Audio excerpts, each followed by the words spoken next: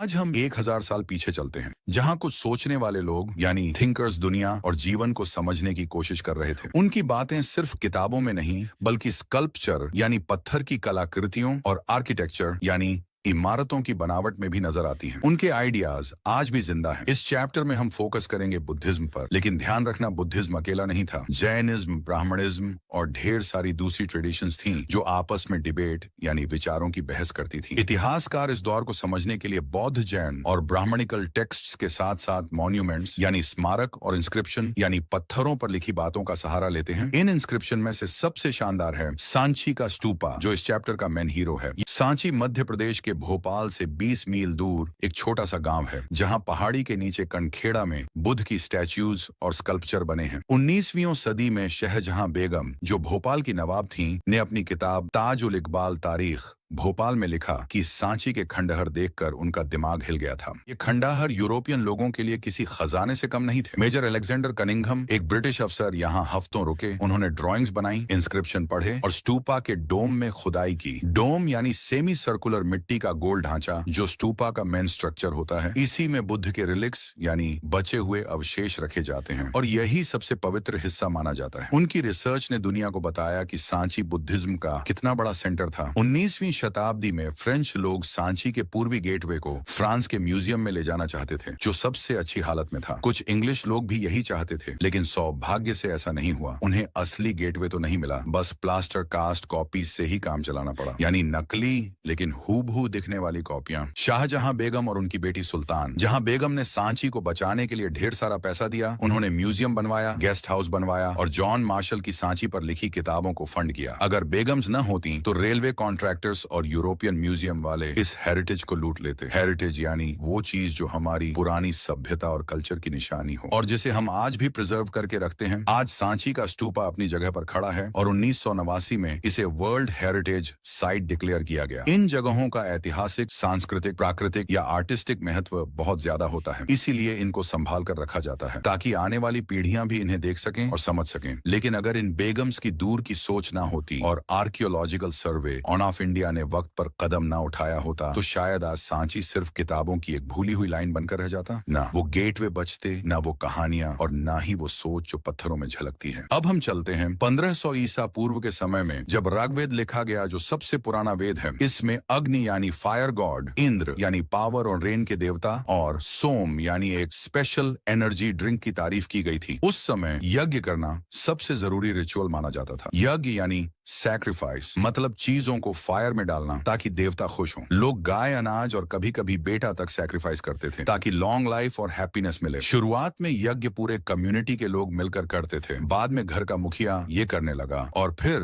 राजाओं और ब्राह्मणों ने बड़े बड़े यज्ञ करने शुरू किए, जैसे राजसूय और अश्वमेध, जो उनकी पावर को शो करते थे। लेकिन जैसे जैसे समय बीता, लोग सोचने लगे कि लाइफ का असली मीनिंग क्या है, मौत के बाद क्या होता है, रीबर्थ क्यों होता है, क्या दुख से छुटकारा मिल सकता है। उपनिषद के थिंकर्स इन सवालों पर डीपली सोचने लगे। वो सेल्फ और अल्टीमेट रियलिटी के बारे में डिस्कशन करने लगे। कुटागारशाला जैसे सेंटर्स में 64 अलग अलग सेक्ट्स के बीच लगातार डिबेट्स होती थी। 6ठी सदी ईसा पूर्व में दुनिया भर में थिंकर्स का नया दौर शुरू हुआ। थिंकर्स जैसे कि कन्फ्यूशियस चाइना में, जरथुस्त्र ईरान में, सुकरात ग्रीस में और इंडिया में बुद्ध और महावीर। इन थिंकर्स ने पुराने रिचुअल्स और ब्राह्मणिकल परंपराओं को चैलेंज किया। बुद्ध ने कहा कि लाइफ को इंडिविजुअल चॉइस और बिहेवियर से बदला जा सकता है, ना कि बर्थ या कास्ट से। बुद्ध ने उस दौर की सबसे कड़क फिलॉसफीज को भी सवालों के कटघरे में खड़ा किया, जैसे आजीविकाएं, जो मानते थे कि सब कुछ पहले से फिक्स है, जो लिखा है किस्मत में वही होगा, इंसान कुछ कर भी ले तो क्या फर्क पड़ेगा। और लोकायत, जो कहते थे कि आत्मा, मोक्ष, पुनर्जन्म कुछ नहीं होता, जो दिखता है बस वही सच है, मतलब जियो, खाओ, मस्त रहो, यही असली लाइफ है। बुद्ध ने इन दोनों सोच को चैलेंज किया और एक तीसरा रास्ता दिखाया, जिसमें भाग्य नहीं, कर्मा अहम था, जिसमें दुख से भागना नहीं बल्कि उसे समझकर उससे बाहर निकलना सिखाया गया। एक ऐसा रास्ता जिसमें आत्मा की परछाई नहीं थी, लेकिन शांति की मंजिल जरूर थी। बुद्ध और महावीर की टीचिंग्स पहले ऑल ट्रेडिशन में थी। लोग उन्हें सुनते थे,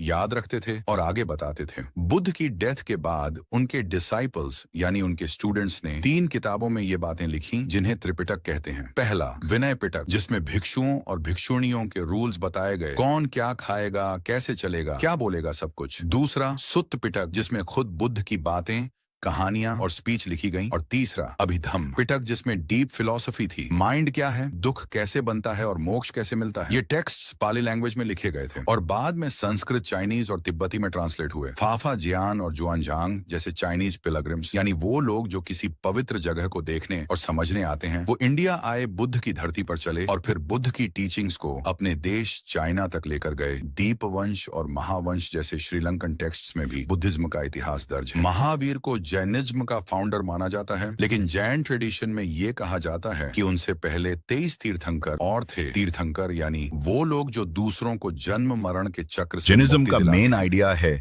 कि दुनिया की हर चीज में जान है, पत्थर, पानी, हवा, सब कुछ। इसलिए अहिंसा सबसे बड़ा रूल है। किसी को भी हर्ट नहीं करना चाहिए, चाहे वो इंसान हो, जानवर हो या पेड़ पौधे। जैन थॉट बहुत पावरफुल था और उसने पूरे इंडियन फिलॉसफी को इन्फ्लुएंस किया। जैनिज्म में ये माना गया कि रीबर्थ कर्मा की वजह से होता है। जैनिज्म में मोक्ष यानी फुल आजादी तभी मिलती है जब इंसान खुद को पूरी तरह बदल दे। उसके लिए चाहिए तप, यानी ऐसा अनुशासन जहां शरीर भी चुप हो जाए और मन भी शांत। और चाहिए रिनंसिएशन, यानी सब कुछ छोड़ देना, ना पैसा, ना रिश्ते, ना घर, ना नाम, बस सिर्फ एक रास्ता। जैन मॉन्क्स और नन्स 5 व्रत लेते हैं। नो किलिंग यानी कभी किसी को न मारना, नो स्टीलिंग यानी चोरी न करना, नो लाइंग यानी झूठ न बोलना, नो सेक्स यानी अपनी अंदर की इच्छाओं को काबू में रखना, और नो प्रॉपर्टी यानी कोई भी चीज अपनी नहीं माननी, न घर, न पैसा, न सामान, सब कुछ छोड़कर जीना। यही उनका रास्ता है। जैन टेक्स्ट को प्राकृत, संस्कृत और तमिल में लिखा गया और मंदिरों की लाइब्रेरी में प्रिजर्व किया गया। इन टेक्स्ट्स में वो पूरा रास्ता बताया गया है जिससे इंसान सैल्वेशन तक पहुंच सकता है, यानी ऐसी फाइनल स्टेज जहां ना कोई जन्म है, ना मौत, ना दुख, ना मोह, बस शांति और आजादी हमेशा के लिए। बुद्ध का असली नाम था सिद्धार्थ गौतम। वो शाक्य कबीले के प्रिंस थे। उनके पास हर लग्जरी थी, लेकिन एक दिन शहर में घूमते वक्त उन्होंने एक बूढ़े आदमी को देखा, एक बीमार इंसान को और एक डेड बॉडी को। ये सब देखकर उनका माइंड शॉक हो गया। उन्होंने पैलेस छोड़ दिया और सच की तलाश में निकल पड़े। बौद्ध गया में मेडिटेशन के बाद उन्हें एनलाइटनमेंट मिला और वो बुद्ध बन गए, यानी वो जो जाग चुका हो। बुद्ध ने कहा, दुनिया अनिच्छा है, यानी कुछ भी परमानेंट नहीं, कोई परमानेंट सोल नहीं होती। दुख लाइफ का हिस्सा है और इससे छुटकारा पाने का एक ही रास्ता है, मिडिल पाथ, यानी न तो ज्यादा प्लेजर और न ही बहुत तप। बुद्ध ने कहा कि निब्बाना यानी फुल फ्रीडम और फाइनल सॉल्वेशन इंडिविजुअल एफर्ट से ही पाया जा सकता है। बुद्ध के फॉलोअर्स हर तरह के लोग थे, राजा, गृहस्थ, मजदूर और यहाँ तक कि गुलाम भी। उन्होंने एक संघ बनाया, यानी मॉन्क्स का ग्रुप, जहाँ हर कोई इक्वल था, भले ही उसकी कास्ट या सोशल स्टेटस कुछ भी हो। शुरुआत में सिर्फ मर्दों को संघ में शामिल किया जाता था, लेकिन बुद्ध के डिसाइपल आनंद की रिक्वेस्ट पर महाप्रजापति गौतमी पहली भिक्षुणी बनी, कई औरतें भिक्षुणी बनी और धम्म की टीचर कहलाई। इन्हें थेरी कहा गया। संघ में डिस्कशन और वोटिंग से फैसले होते थे, जो एक छोटी डेमोक्रेसी जैसा सिस्टम बन गया था। थेरिगाथा नाम का टेक्स्ट इन औरतों की लाइफ स्टोरीज को बताता है। जैसे पुन्ना एक दासी थी जो एक ब्राह्मण से डिबेट करती थी और उसे समझाती थी कि सिर्फ पानी से नहाने से कर्म नहीं धुलते। ये दिखाता है कि बुद्ध की टीचिंग सबके लिए थी। और फिर एक दिन बुद्ध ने इस दुनिया से विदा ली, लेकिन वो एक आम मौत नहीं थी, वो था महापरिनिब्बाना, यानी जब कोई इंसान फाइनल सॉल्वेशन पाले, ऐसा मोक्ष जहां से कोई वापसी नहीं होती। उनके शरीर से जो बचा वो बना रिलिक्स, राख, हड्डियां, उनके यूज की गई चीजें, और इन रिलिक्स को बांट दिया गया। अलग अलग जगहों पर हर जगह बना एक स्टूपा, यानी एक सेमी सर्कुलर मिट्टी का ढांचा, जहां लोग आकर उन्हें याद कर सकें और उनके रास्ते पर चलने की प्रेरणा ले सकें। अशोकावदाना नाम के टेक्स्ट के मुताबिक अशोक ने इन रिलिक्स को हर बड़े शहर में बंटवाया और स्टूपा बनवाए। 2री सदी ईसा पूर्व तक सांची, भरहुत और सारनाथ जैसे स्टूपा बन चुके थे। स्टूपा का बेसिक स्ट्रक्चर होता था एक अंडा जैसा माउंड, यानी मिट्टी का डोम, फिर एक हर्मिका यानी चौकोर बालकनी जैसी जगह, फिर यष्टि यानी लकड़ी का लंबा पोल, और सबसे ऊपर छतरी यानी छांव देने वाला स्ट्रक्चर। चारों तरफ रेलिंग और गेटवे होते थे जो सेक्रेड स्पेस को बाहर की दुनिया से अलग करते थे। गेटवे और रेलिंग पर इंस्क्रिप्शन मिलते हैं जिनसे हमें पता चलता है कि किन लोगों ने डोनेशन दिए। सातवाहन राजा, आइवरी वर्कर्स के गिल्ड्स यानी ट्रेड यूनियन, भिक्षु भिक्षुणियां और आम लोग भी डोनेशन देते थे। कुछ लोग अपना नाम, प्रोफेशन और परिवार के नाम भी खुदवाते थे। 1796 में अमरावती का एक माउंट मिला। एक लोकल राजा ने सोचा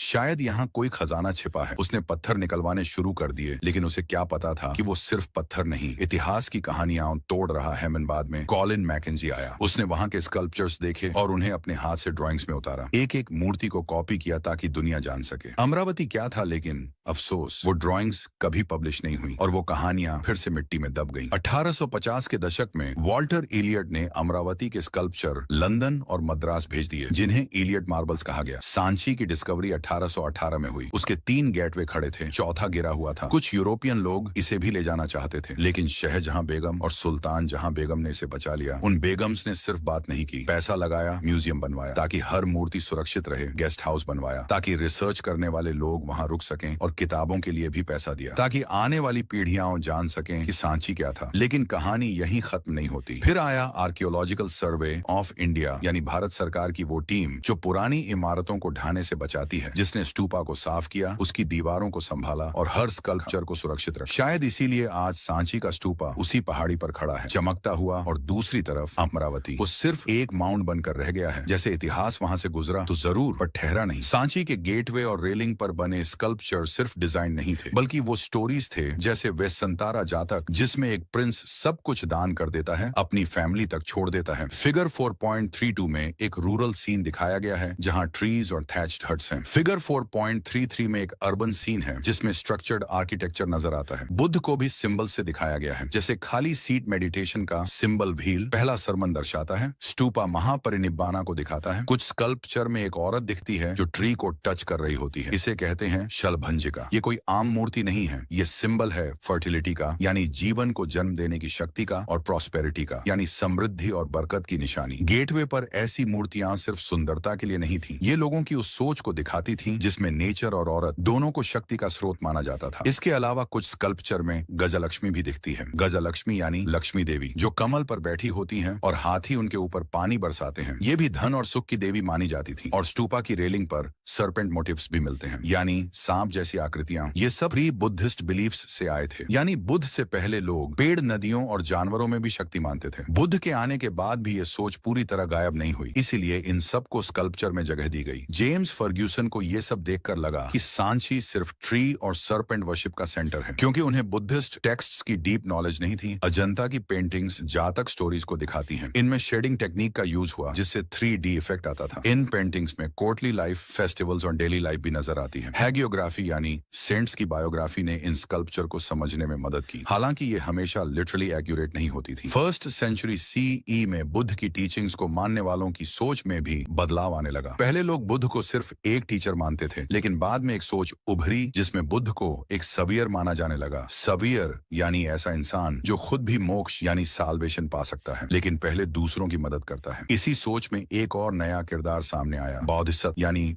वो लोग जो खुद साल्वेशन पा सकते थे, लेकिन वो खुद मोक्ष लेने से मना कर देते थे, क्योंकि वो चाहते थे पहले बाकी लोग दुख से बाहर निकलें और फिर वो खुद मुक्त हों। ये सोच लोगों को बहुत पसंद आई और इसे कहा गया महायान, यानी ग्रेटर व्हीकल, यानी ऐसा रास्ता जिसमें ज्यादा लोगों के लिए जगह हो। और जो लोग पहले वाली सोच में ही विश्वास रखते थे, उन्हें महायान वाले हिनायान कहते थे, यानी स्मॉलर व्हीकल, यानी छोटा रास्ता। लेकिन पुराने फॉलोअर्स खुद को थेरवादी कहते थे। थेर यानी पुराने समय के बुद्ध के शुद्ध शब्दों को मानने वाले। इसी समय पौराणिक हिंदुइज्म भी डेवलप हुआ। वैष्णविज्म और शैविज्म पॉपुलर हुए। विष्णु के 10 अवतार माने गए, जैसे वराह जो एक सुअर के रूप में पृथ्वी को बचाता है, शिव को लिंग से रिप्रेजेंट किया गया। पुराण्स में सिंपल संस्कृत में स्टोरीज थीं, जिन्हें औरत शूद्र सभी सुन और समझ सकते थे। मथुरा में वासुदेव कृष्ण की पूजा शुरू हुई, जो धीरे धीरे पूरे इंडिया में फैल गई। स्टूपा के साथ साथ टेम्पल्स भी बनने लगे। शुरुआत में छोटे छोटे गर्भगृह बनाए गए, जहां भगवान की मूर्ति रखी जाती थी। धीरे धीरे ऊंचे शिखर बनने लगे। रॉक कट टेम्पल्स बने। रॉक कट टेम्पल्स का मतलब है एक ही पत्थर को काट कर बनाया हुआ। 3री सदी ईसा पूर्व में अशोक ने कुछ गुफाएं बनवाई। बाराबर की पहाड़ियों में ये गुफाएं किसी आम राजा या सैनिकों के लिए नहीं थी, बल्कि आजीविकाओं के लिए थी। अब आजीविकाएं कौन थे? ये वो लोग थे जो मानते थे कि इस दुनिया में जो कुछ भी होता है वो पहले से तय होता है, यानी फिक्स है। उन्हें लगता था कि इंसान कुछ भी कर ले, उसका फ्यूचर नहीं बदल सकता। उनके लिए सब कुछ डेस्टिनी यानी भाग्य से चलता है। इस सोच को कहते हैं फेटालिज्म, यानी ऐसा विश्वास जिसमें कर्म की नहीं बल्कि किस्मत की ताकत सबसे ऊपर मानी जाती थी। आजीविकाएं बुद्ध और महावीर के समय के ही थे, लेकिन सोच उनकी एकदम अलग थी। फिर भी अशोक ने उनके लिए गुफाएं बनवाई क्योंकि वो हर सोच को सम्मान देना चाहता था। 8वीं सदी में कैलाशनाथ टेम्पल एलोरा में बना, जो एक ही पत्थर को काट कर बनाया गया। महाबलीपुरम में रॉक कट पैनल्स बने, जैसे गंगा का डिसेंट और अर्जुन का तप। ये टेम्पल्स पूजा के साथ साथ स्टोरीज बताने वाली जगह बन गए। 19वीं शताब्दी में यूरोपियन स्कॉलर्स को इंडियन स्कल्पचर अजीब लगे क्योंकि उन्हें ग्रीक स्टैच्यूज के जैसे